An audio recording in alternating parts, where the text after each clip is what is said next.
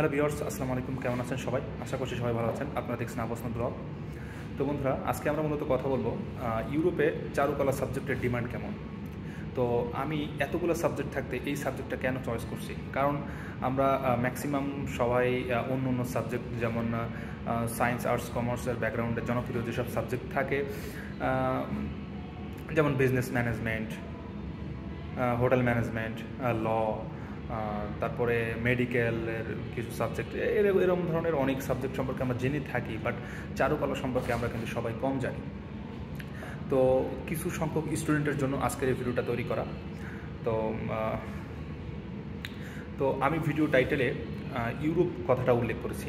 এর একটাই কারণ, আপনারা হয়তো অনেকেই জানেন না যে রাশিয়াকে ইউরো এশীয় কান্ট্রি বলা হয়, কারণ রাশিয়ার অর্ধেক এশিয়া মহাদেশের মধ্যে এবং অর্ধেক ইউরোপ মহাদেশের মধ্যে। তো আমি যেহেতু মস্কোতে থাকি, তো সেই হিসাবে আমি ভিডিওর টাইটেল দিতেই পারি যে ইউরোপে চারুকলা সাবজেক্টের ডিমান্ড কেমন।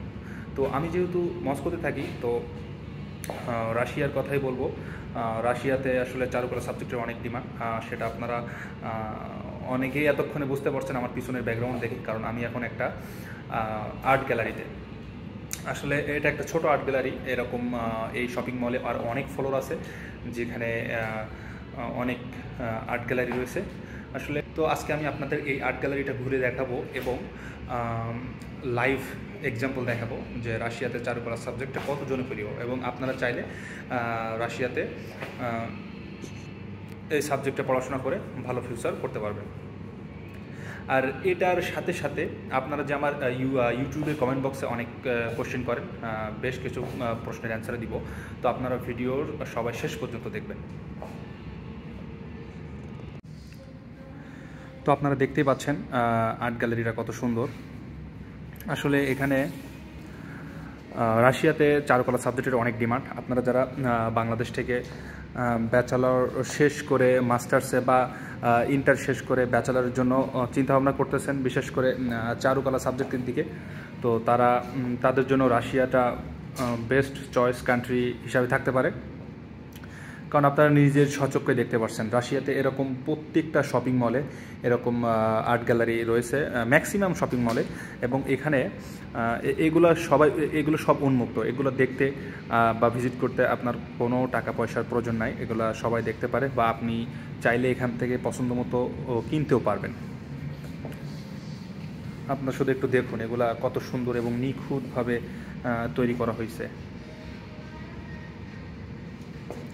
তো চারুকলা সাবজেক্টের ভিতরে বিভিন্ন পার্ট থাকে, যেমন স্কাল্পচার, ড্রয়িং, আঁকাআঁকি, যেটা আপনারা দেখতেছেন। তো এরকম আরও কয়েকটা পার্ট থাকে। তো আপনারা যে পার্ট নিতে চান সেই পার্ট নিয়েই আপনারা পড়াশোনা করতে পারবেন।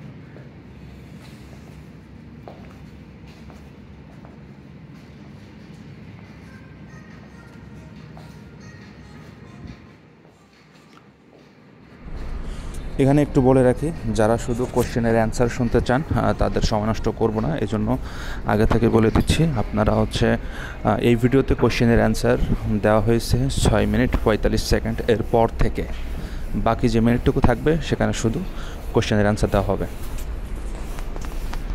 তো এই ভিডিওটা মূলত তৈরি করছি কারণ এর পাশেই আমার শপিং মল।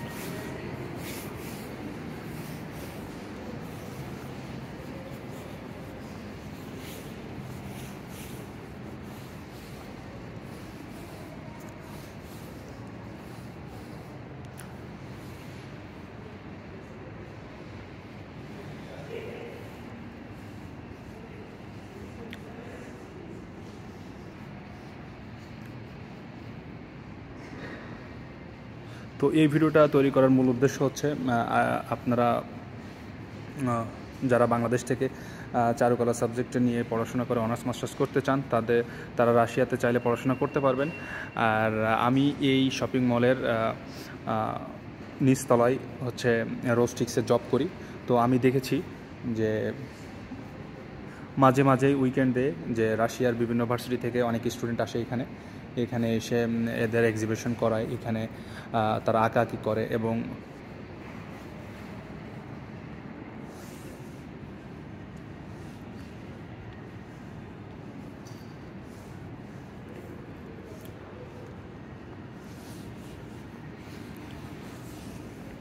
এগুলো দেখেন কত সুন্দর।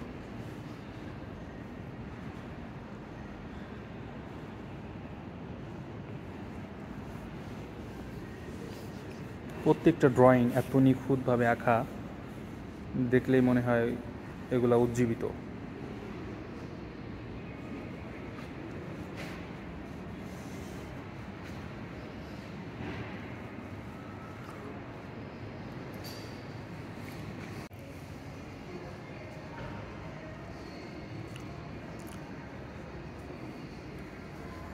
এখানে একটা পিয়ানো রাখা আছে, আপনারা এটা ফ্রি, যে কেউ চাইলে এটা বাজাতে পারে। তো যেটা বলছিলাম, প্রত্যেক উইকেন্ডেই বা ছুটির দিনে বা এদের ভার্সিটি থেকে অনেক স্টুডেন্ট আসে এবং তারা এখানে এসে আঁকাকি করে এবং তারা সবাই রিসার্চ করে। তো এই সব দেখে বোঝা যায় যে রাশিয়াতে চারুকলা সাবজেক্টের অনেক ডিমান্ড এবং তারা এটাকে অনেক বেশি করে প্রাধান্য দিয়ে থাকে, কারণ তারা তাদের কালচার, সংস্কৃতি এবং তাদের ইতিহাস, ঐতিহ্য সব কিছু এটার মাধ্যমে তুলে ধরার চেষ্টা করে।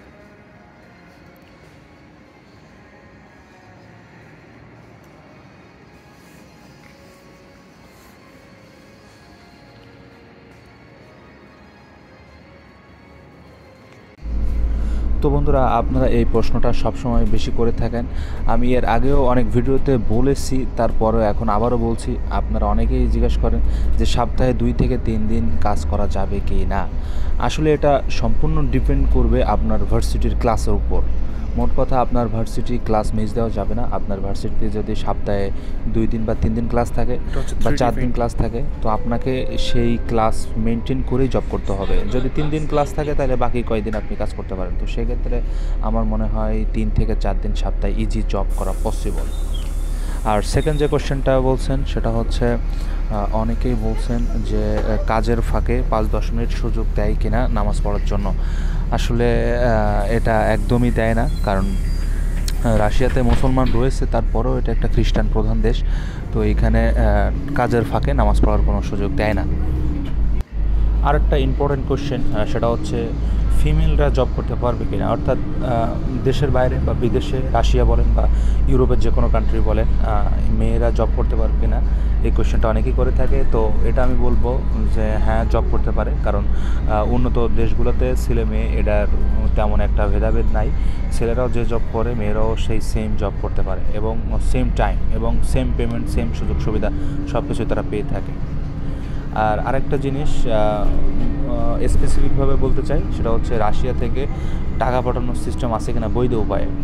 আসলে এটা এক কথায় আনছে, এখনও বৈধ উপায়ে টাকা পাঠানোর কোনো সিস্টেম নাই। কারণ আমি যতটুকু শুনেছি, আওয়ামী লীগ সরকার থাকতে বাংলাদেশ সরকারের সঙ্গে চুক্তি হয়েছিল যে বাংলাদেশে ব্যাংকিং সিস্টেম চালু করবে, বাট সেটা এখন স্থগিত, এখনও শুরু হয় নাই।